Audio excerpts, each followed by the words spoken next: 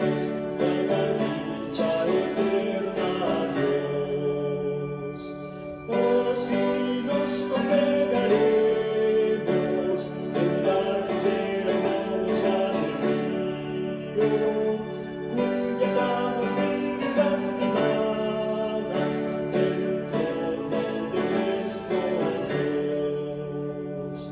Antes de llegar al río, nuestras cargas han de dejar, libres todos quedaremos por la gracia del Señor. Oh, si nos congregaremos en la ribera hermosa del río, cuyas aguas vivas divagan del trono de nuestro Dios. Pronto al río llegaremos, nuestra peregrinación terminando los acentos de la céntrica canción.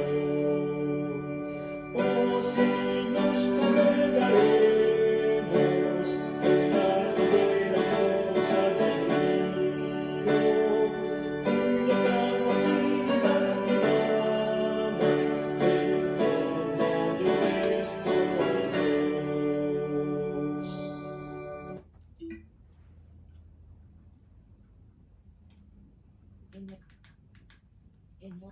Inhale, computer, button, 3. Inhale, computer.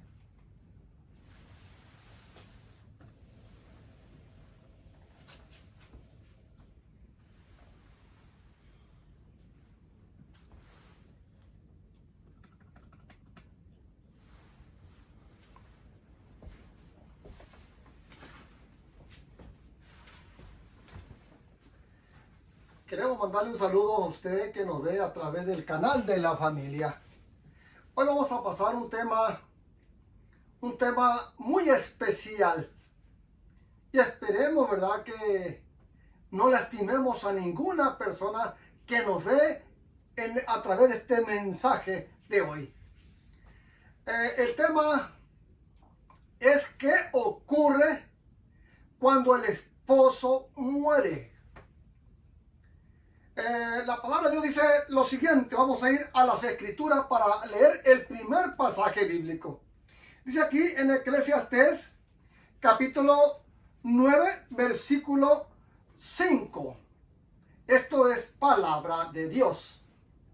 Porque los que viven saben que han de morir, pero los muertos nada saben ni tienen más paga, porque su memoria es puesta en olvido. Esto es palabra de Dios.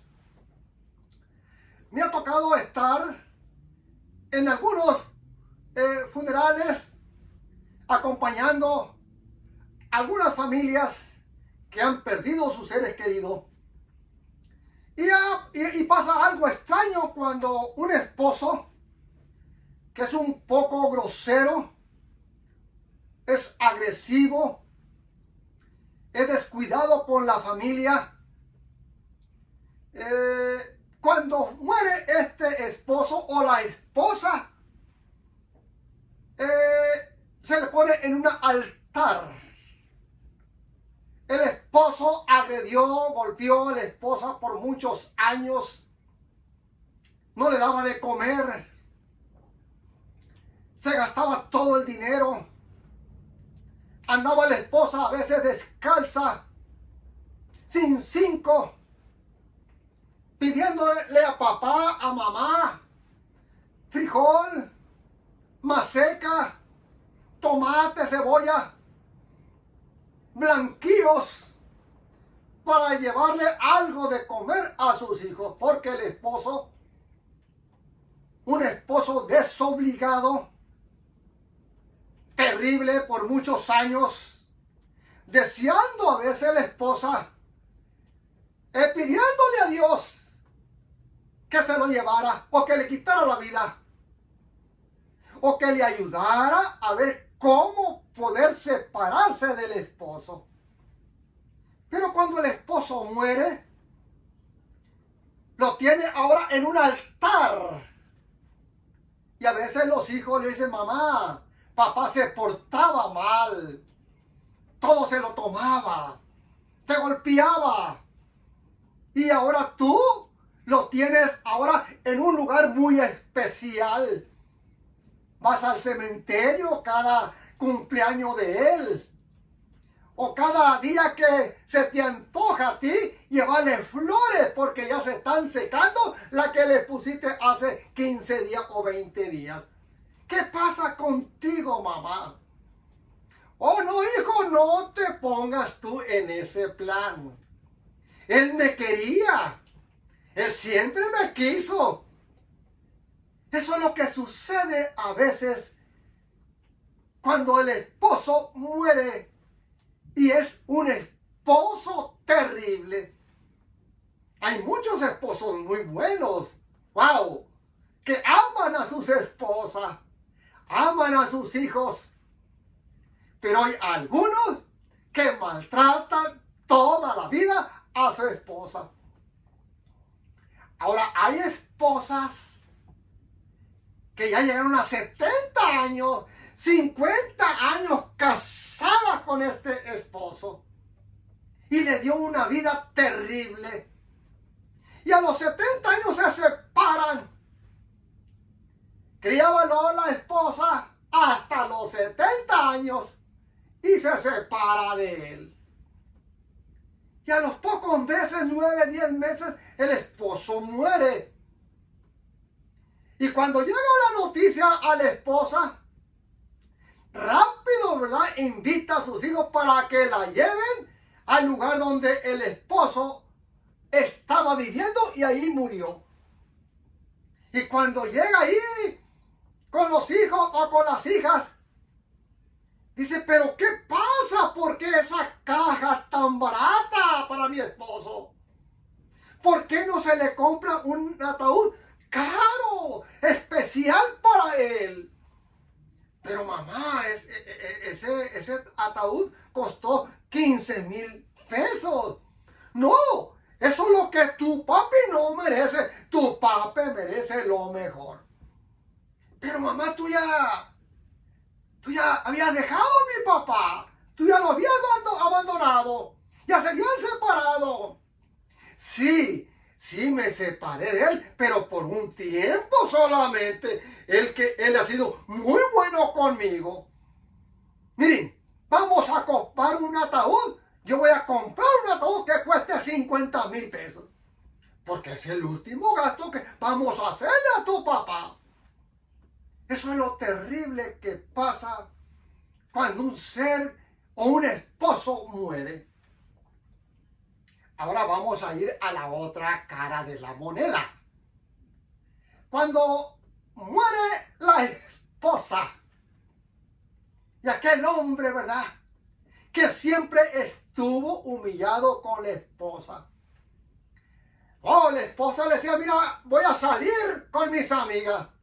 Voy a ir a pasear por una semana. Y el hombre sabía que no iba con amigas, sino que se iba con su amigo. Y por muchos años esta mujer estuvo lastimando a la esposa por ese asunto. Una mujer que mandaba en el hogar, que mandaba al esposo y hacía lo que ella quería con el esposo. Oh, pero cuando muere la esposa, el hombre, ¿verdad?, la pone en un altar alto a la esposa, diciendo, ¿verdad?, cuánto me quería mi esposa. Nunca me abandonó, siempre estuvo a mi lado. Y ahí le pone, ¿verdad?, sus veladoras cada semana. Le lleva flores cada semana al cementerio. Oh, le hace una capilla en el cementerio a la esposa. ¿Se dan cuenta? ¿Se dan cuenta lo que ocurre cuando un esposo o una esposa muere y el esposo se ha portado terriblemente, que ni para comer le daba a la esposa? mucho menos a los hijos. Y de eso está tratando hoy el tema. ¿Qué ocurre cuando un esposo muere? Y hoy estamos entrando en este hermoso mensaje. No digo que no le compre sus flores. No digo que no vaya y arregle su tumba. Pero ¿qué es lo que sucede? ¿O qué es lo que pasa? Vamos a ir a la palabra de Dios. Dice aquí, porque los que viven saben que han de morir, mas los muertos nada saben ni tienen más paga porque su memoria es puesta en el olvido. Es interesante lo que sucede cuando una persona muere. Cuando una persona muere, dice aquí la palabra, que los que viven saben, pueden hacer planes y preparativos para la muerte. Pues saben que deben de enfrentarla.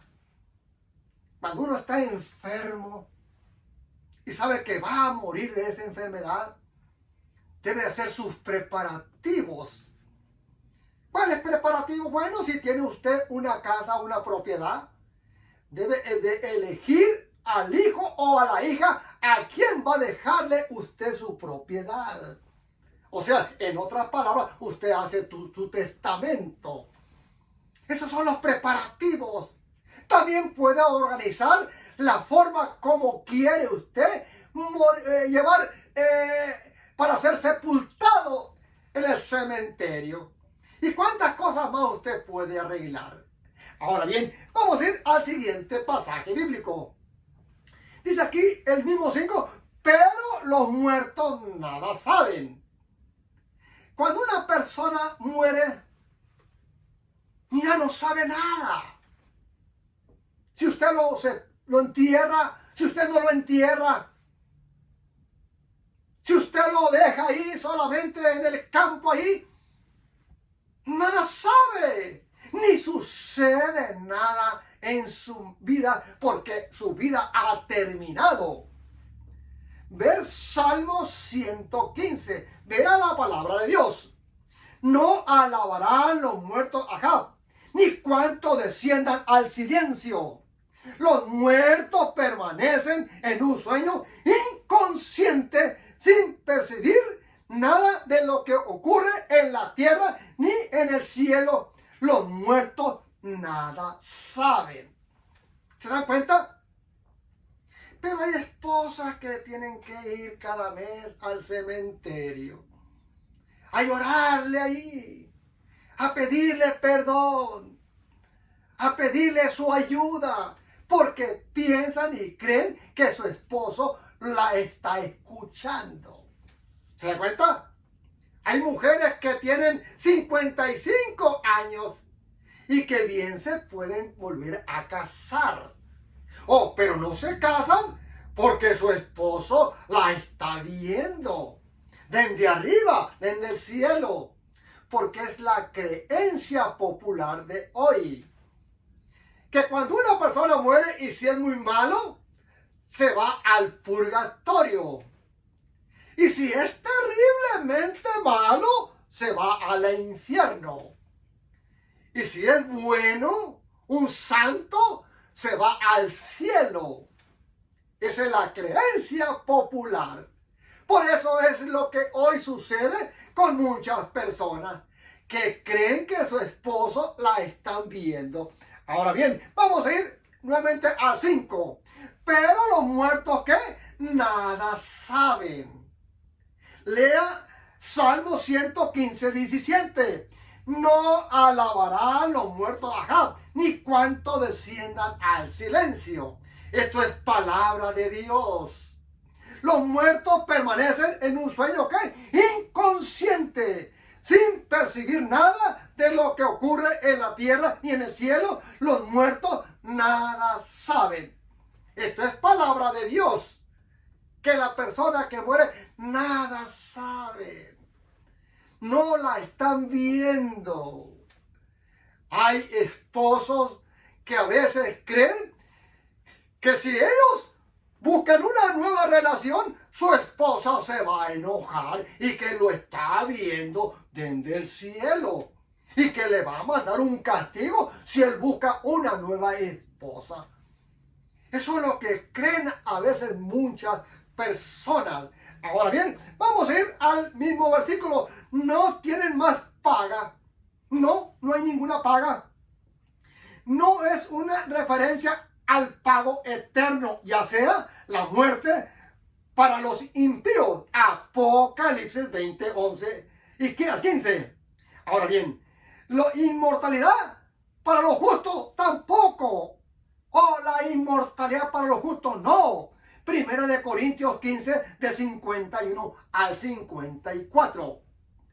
Salomón aquí habla de diferente o de disfrutar en esta vida de los beneficios del trabajo. Eso es lo que está tratando Salomón. En la tumba o en la muerte no hay ningún pago más. Eso quiere decir que se terminan sus deudas si usted debía mucho dinero. Y si estaba con mucho sufrimiento antes de fallecer, se terminan sus dolores. Todo se acaba en la muerte. Ya no hay nada que hacer. Ahora bien, vamos a ir al versículo 6. Es interesante la palabra. También su amor y su odio y su envidia fenecieron ya. Todo esto termina con la muerte.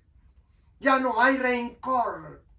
Ya no hay golpe para la esposa. Ya no hay humillación para sus hijos. Esto es lo que dice la palabra de nuestro Dios. Fenecieron ya. En hebreo, esta forma verbal está en singular. De esa manera se llama la atención a cada pasión por separado. Y eso es lo que enseña la palabra. Vamos a ir al mismo versículo. Y nunca más tendrá parte en todo lo que se hace debajo del sol. Ya no hay nadie que pueda evitar ahora que él pueda hacer un daño a la familia. Porque en la muerte no hay nada que hacer. Esto lo demuestra la palabra. Cuando una persona vive y desempeña un papel y puede disfrutar de la recompensa de su trabajo, pero con la muerte terminan sus funciones. La misma verdad expresa Job en Job capítulo 14 del 10 al 14 y el salmista en el Salmo 39 y Isaías 38, 10. Estos son los pasajes bíblicos que usted puede estudiar para darse cuenta acerca de lo que realmente sucede cuando una persona muere. Ahora bien, vamos a ir al pasaje de Mateo. Miren, este es consejo de Jesús y esta es palabra de Dios. Dice aquí en San Mateo 9:3, ¿cuándo es cuando usted se puede casar o volver a casar? Porque ya usted se casó por primera vez. Ahora bien, dice aquí Jesús, entonces vinieron los fariseos tentándole y diciendo, ¿es lícito al hombre repudiar a su mujer por cualquier cosa? O sea, la palabra repudiar podríamos decir nosotros o entenderla de esta manera: dejar a su mujer, abandonar a su mujer, despedir a su mujer, ya no más estar con su mujer. Ahora bien, miren la contestación de Jesús. Cuando hay un matrimonio formal, no fácilmente se puede deshacer ese matrimonio. ¿Cuándo es cuando se deshace este matrimonio? Aquí lo encontramos en las palabras de Jesús. Versículo 9. Y dice aquí, y yo os digo que cualquiera que repudiara a su mujer, salvo por causa de fornicación, y se casa con otra, adultera. y el que se casa con la repudiada adultera. Esto quiere decir que la persona llega a perder o a violar los votos matrimoniales cuando busca una nueva mujer para estar con ella. Cuando busca ahora a otra mujer para tenerla como compañera.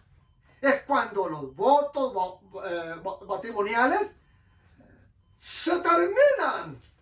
Y es cuando una persona, ahora sí, puede separarse legalmente de su esposo o de su esposa y volverse a casar. Porque está libre de los votos matrimoniales. Y esto es lo que está enseñando Jesús.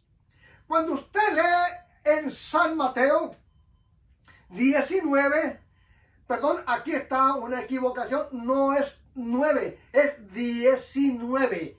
Es entonces cuando usted lee este capítulo 19, desde el 3 hacia adelante, usted va a encontrar esta hermosa información.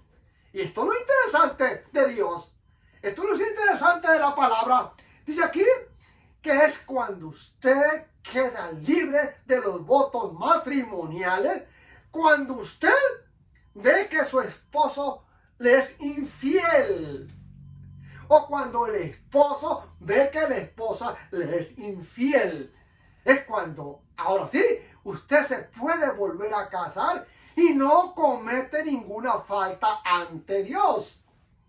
O cuando la persona muere, se termina el compromiso de los votos matrimoniales cuando el esposo o la esposa muere. Es cuando usted se puede volver a casar. Es cuando usted está libre. Vuelve a ser libre. Eso es lo que enseña la palabra de nuestro Dios. Por eso es importante estudiarla. Yo quiero decirle, yo sé que no hace mal usted recordar al esposo, a recordar a su esposa, que ya se fue al descanso.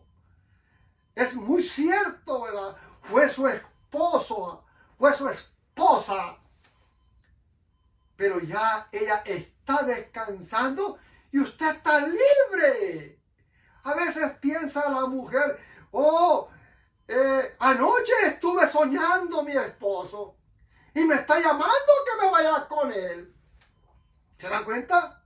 Y el esposo fue terrible, cruel con esta mujer. Pero esta mujer, ahora sí, al esposo lo tiene en un lugar muy especial. Dios quiere decirte, estudia la palabra, estudia el mensaje. Voy a referirme a un gran amigo. Y este hombre hizo lo que la palabra de Dios indicaba. Me voy a referir ahora al doctor Leo Gambetta. Este hombre murió en California. Mi esposa y yo hemos ido a muchos funerales. Hemos estado acompañando a muchas familias en su dolor. Pero nunca había estado en un funeral de esta categoría. Categoría digo porque el arreglo que hizo este hombre. El doctor Gambetta es tío de Hugo Gambetta. Y ahí en la iglesia donde fue presentado para darle la despedida final a su cuerpo, porque ella había fallecido. Él ya no sabía nada. Él no se dio cuenta de lo que se hizo. Pero sí dejó una carta escrita. Yo quiero que cuando yo muera, quiero que estas personas participen en mi funeral. Y quiero que canten este canto. Nos veremos junto al río. Ese fue el canto que escuchamos al iniciar el tema. Ahí menciona, nos veremos junto al río, cuyas aguas cristalinas fluyen puras argentinas desde el trono de nuestro Dios. Nuestro hermano Gambetta era argentino. Por eso le gustaba este canto. Porque en este canto mencionan a Argentina. Y él como argentino pidió que se le cantara este canto. Y por un cantante especial. No solamente que se cantara, no, por un cantante especial. Dejó en su testamento el nombre del cantante. Miren. Y las personas que iban a asistir. Vamos a ver el cantante. Aquí está. El cantante es Enoc Piedra, hijo del pastor Piedra, un mexicano, un amigo mío. Muy amigo mío, mi pastor Piedra. Ya casi es un poquito mayor que yo. Ya está jubilado con su esposa. Me ha tocado verlo en algunas ocasiones en California.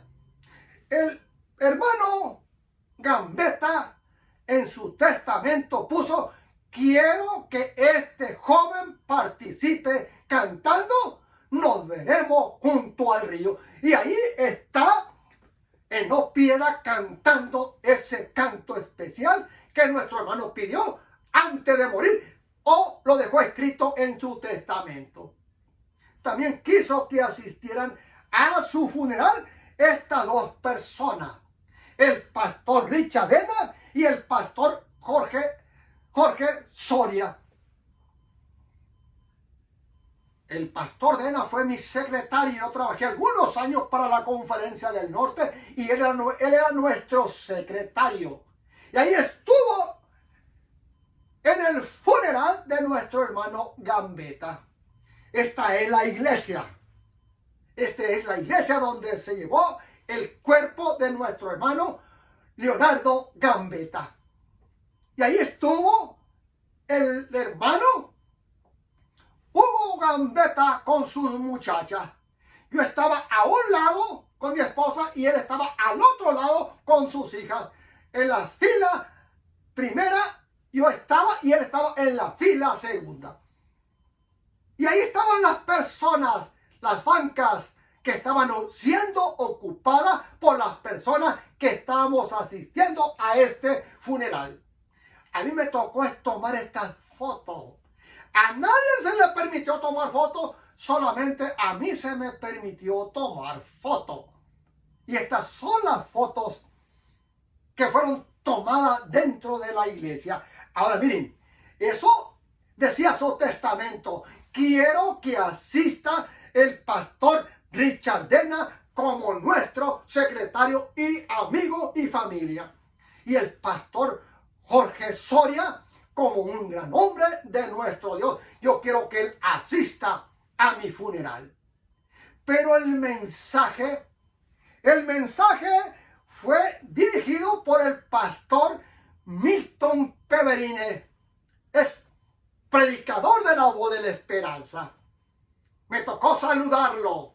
Yo jamás me imaginé que iba a conocer personalmente al pastor Milton Peverine, un gran hombre de Dios. Y en el testamento estaba: quiero que asista el pastor Milton Peverine porque es mi amigo y que él tenga el mensaje de despedida. Ahora bien, mire, otro personaje, el pastor Fray González. Yo quiero que asista para que tenga un corto mensaje y tenga la oración el pastor Fray González. Ahí me tocó saludar al pastor Fray González. Él me pasó una campaña grande en Tijuana. Tuvimos algunas entrevistas con él. Nos hicimos buenos hermanos. Ahora bien, él asistió también porque estaba dentro del testamento de nuestro hermano. Estuvo allí dando unas palabras de condolencia a la familia, el doctor Rafael Escandón, un gran amigo mío. Me tocó venderles muchos de sus libros. Nuestro hermano Escandón ya descansa en el Señor también. Así que eso es interesante, porque cuando nosotros estamos con vida, podemos hacer las cosas, porque cuando ya bajamos a la tumba, no podemos hacer nada. Su esposa, Mary Gambetta, su esposa, una fina hija de Dios, una fina esposa. Íbamos juntos a la iglesia de Santa Elena. Me tocaba platicar con ellos, me tocaba saludarlos a mi esposa y a mí. Esto fue lo que hizo un gran hombre de Dios, el doctor Leo Gambetta. Él dejó en su testamento las personas que iban a asistir en su funeral y sus participaciones de cada una de ellas. ¿Se dan cuenta? Porque es lo que dice el pasaje primero que leímos. Vamos a ir al primer pasaje. Dice aquí la palabra de Dios que nosotros podemos hacer nuestro testamento en vida.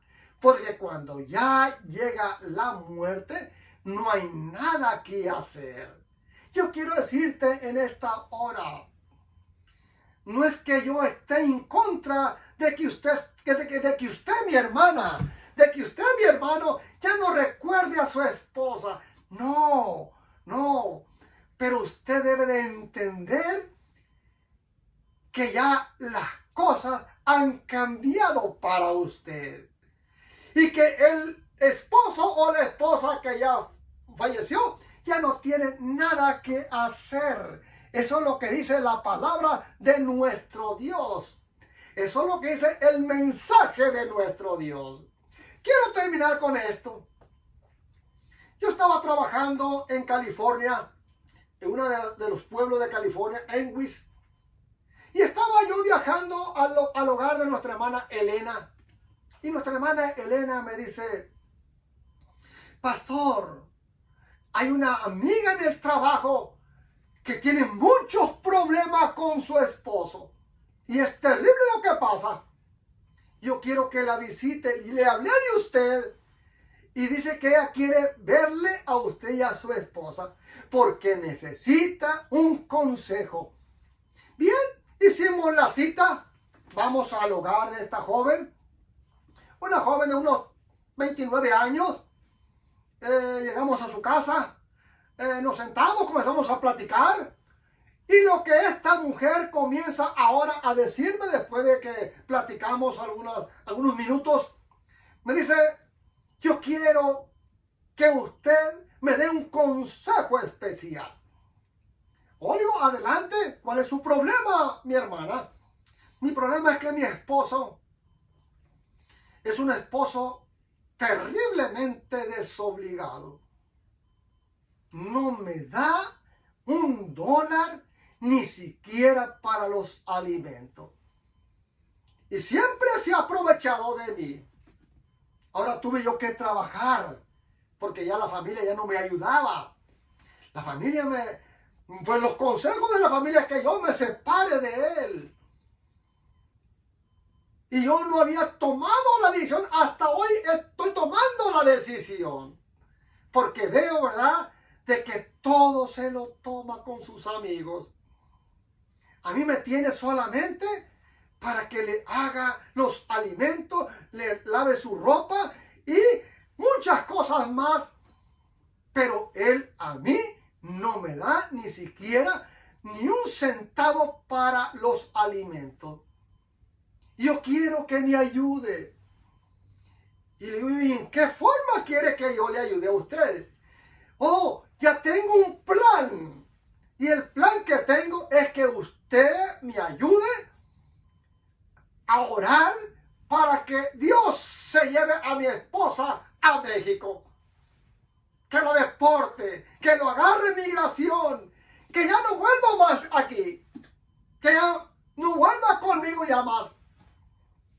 Y yo me le quedo mirando y digo, pero lo que usted me está pidiendo es algo terrible. ¿Cómo es que yo voy a orar, a pedirle a Dios para el fracaso de una persona? Pues por favor, Elena dice que usted ora y muchas cosas se cumplen. Yo quiero que usted ore para que el Señor se lo lleve a México, lo deporten a México. Ore por favor.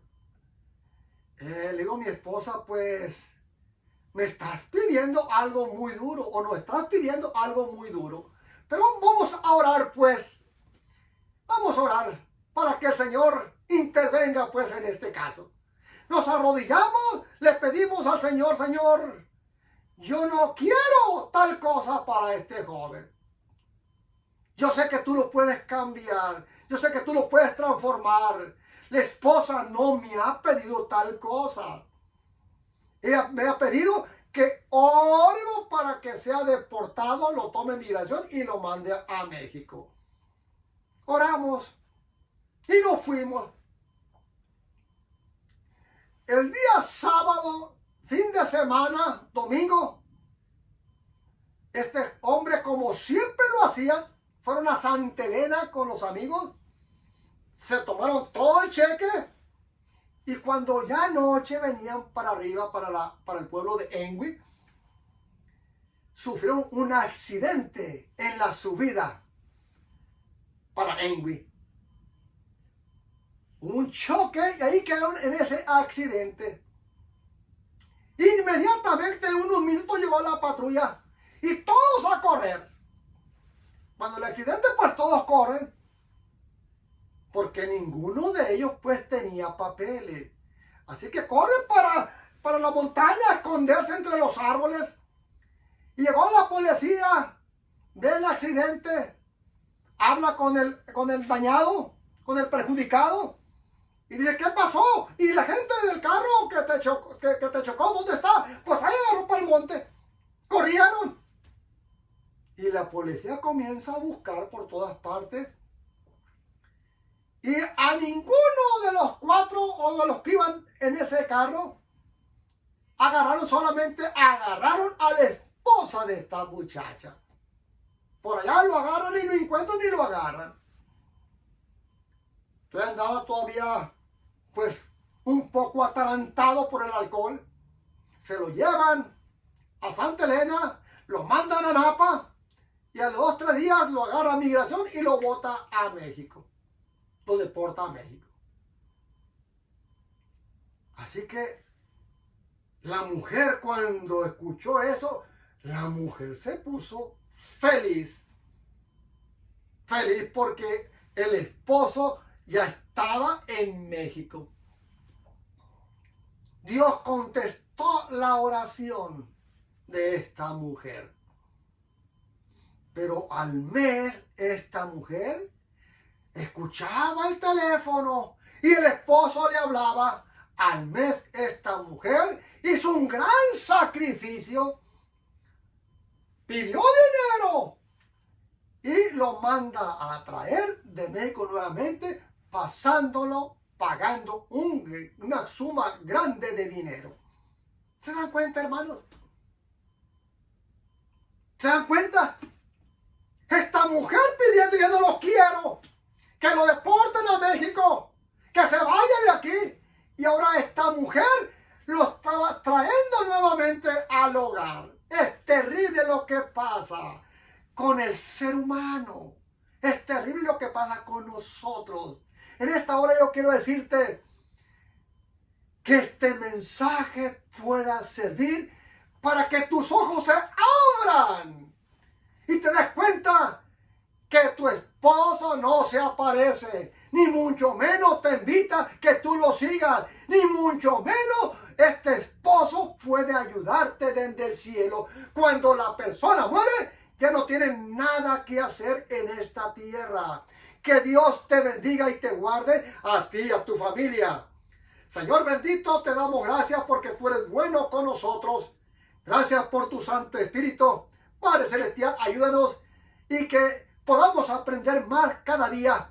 Bendice al canal de la familia. Bendice a la empresa de YouTube y a todos sus participantes. En Cristo Jesús te pido esto. Amén.